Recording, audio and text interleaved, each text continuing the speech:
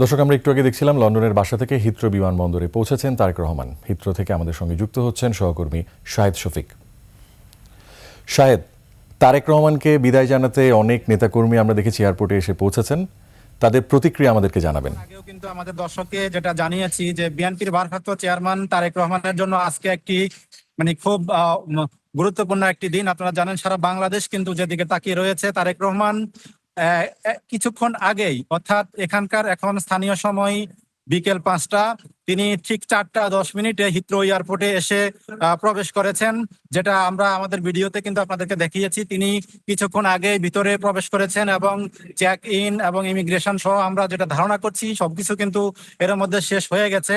এখন এখানকার সময় বিকেল অর্থাৎ 5টা বাজে অর্থাৎ ওনাকে বহন করা, তারেক রহমানকে বহন করা ফ্লাইটটি বিকাল সন্ধ্যা 6টা 15 মিনিটে কিন্তু বাংলাদেশের উদ্দেশ্যে যাত্রা করবে। অর্থাৎ এখনো কিন্তু তার ফ্লাইটটি যাত্রা করেনি, তিনি ভিতরে অবস্থান করছেন। আমরা যেটা দেখতে পেয়েছি, বাইরে কিন্তু বিপুল সংখ্যক লোকজন কিন্তু ওনাকে বিদায় জানানোর জন্য অবস্থান করছে। যদিও তার বিএনপির পক্ষ থেকে কঠোর নির্দেশনা ছিল যাতে কোনো নেতাকর্মী যাতে এখানে এসে ভিড় না করেন।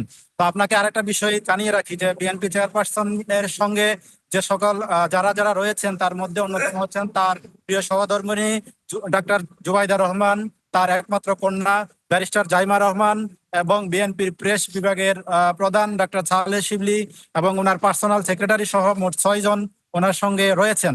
এছাড়াও বিএনপির বিপুল সংখ্যক নেতাকর্মী কিন্তু তারা তাদের ব্যক্তিগত উদ্যোগে ব্যক্তিগতভাবে তারা বিভিন্নভাবে তারা একই বিমানে কিন্তু টিকিট কেটে তারা কিন্তু বাংলাদেশের উদ্দেশ্যে রওনা করছেন। আপনাদেরকে আরো একটা বিষয় জানিয়ে রাখি যে বিমানে করে তিনি যাচ্ছেন, সেই বিমানটি হচ্ছে BG-202। অর্থাৎ এই বিমানে প্রায় 300-র মতো যাত্রী ধারণ ক্ষমতা এখানে রয়েছে। 300-টির মতো কাছাকাছি সিট এই বিমানে রয়েছে। বিমানটি এখান থেকে সন্ধ্যা 6টায় অর্থাৎ সন্ধ্যা কিছুক্ষণ পরে প্রায় 1 ঘন্টা পরে সন্ধ্যা 6টা 15 মিনিটে বাংলাদেশের উদ্দেশ্যে রওনা করবে। এটি সিলেট হয়ে ঢাকায় আগামীকাল বাংলাদেশ সময় 11টা 45 মিনিট নাগাদ শাহজালাল বিমানবন্দরে অবস্থান করবেন। আমরা আসলে একটু জানতে চাই, এখানে আমাদের সঙ্গে বেশ কিছু নেতাকর্মী রয়েছেন, যে তারা আসলে এখানে কেন এসেছেন এবং তাদের কি অনুভূতি রয়েছে, একটু যদি বলেন। আপনি তো দীর্ঘদিন ধরে বিএনপির সঙ্গে যুক্ত এবং তারেক রহমানের বিভিন্ন প্রোগ্রামে আপনি ছিলেন, তো আজকে কেন এসেছেন একটু যদি আমাদের দর্শককে একটু জানান এবং কেমন লাগছে আজকে আপনার? ধন্যবাদ আপনাকে। আসলে আজকে আমাদের দিনটি খুবই ভারাক্রান্ত লাগছে। দীর্ঘ 17 বছর বিএনপি ভারপ্রাপ্ত চেয়ারম্যান তারেক রহমান এখানে ছিলেন। সারা সারা পৃথিবীর ফোকাস আমাদের যুক্তরাজ্যের দিকে ছিল।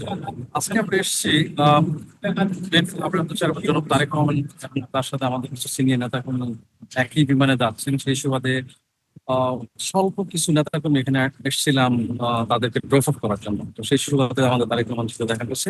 আপনি জানেন যে বিগত 16ই ডিসেম্বর যে অনুষ্ঠানটি হয়েছিল সেখানে তারেক রহমান বিএনপি ভারপ্রাপ্ত চেয়ারম্যান জনাব তারেক রহমান সম্পূর্ণভাবে বলেছিলেন যে না আসার জন্য। সেই সুবাদে এখানে কেউ আসে নাই।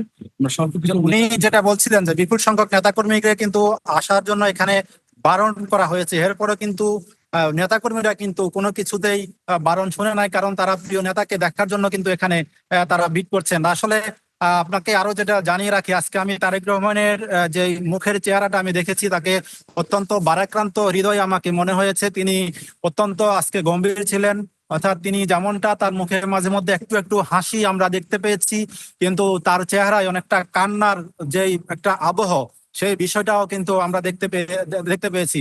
আপনি জানেন যে প্রায় দীর্ঘ 18 বছর পর তিনি বাংলাদেশের উদ্দেশ্যে রওনা দিয়েছেন। অর্থাৎ 2008 সালের সেপ্টেম্বরে কিন্তু তিনি এই 111 সরকারের কঠোর নির্যাতনের পর তিনি চিকিৎসার জন্য এই লন্ডনে কিন্তু তিনি এসেছিলেন।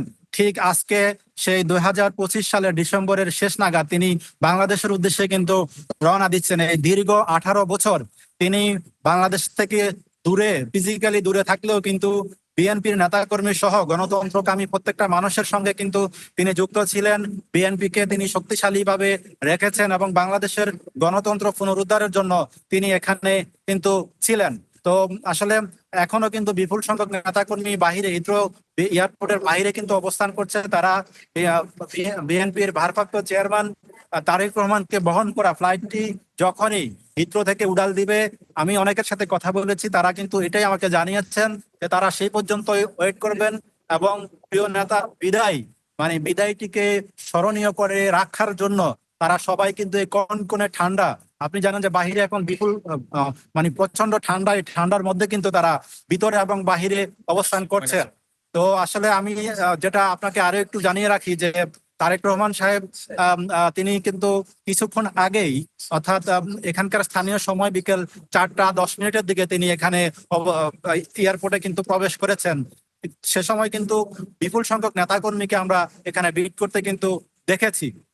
তো আসলে লন্ডনের হিথ্রো থেকে এই মুহূর্তে আমার কাছে ছিল এই তথ্য, তিনি যখন এখান থেকে আবার তাকে বহনকারী ফ্লাইটটি উড্ডয়ন করবে তখন আরো তথ্য আসলে আমরা কিন্তু আপনাকে জানিয়ে দেওয়ার চেষ্টা করব। তো এই ছিল রিয়াজ আমার কাছে সর্বশেষ। শাহেদ শফিক, আপনাকে অসংখ্য ধন্যবাদ। দর্শক, লন্ডন থেকে আমাদের সাথে যুক্ত হয়েছিলেন শাহেদ শফিক। তিনি জানাচ্ছিলেন তারেক রহমানের অনুভূতির কথা, দেশে আসার ক্ষেত্রে উনি কী ধরনের চিন্তাভাবনা করছেন, পাশাপাশি ওনার নেতাকর্মীদের অনুভূতির কথা আমরা শুনছিলাম।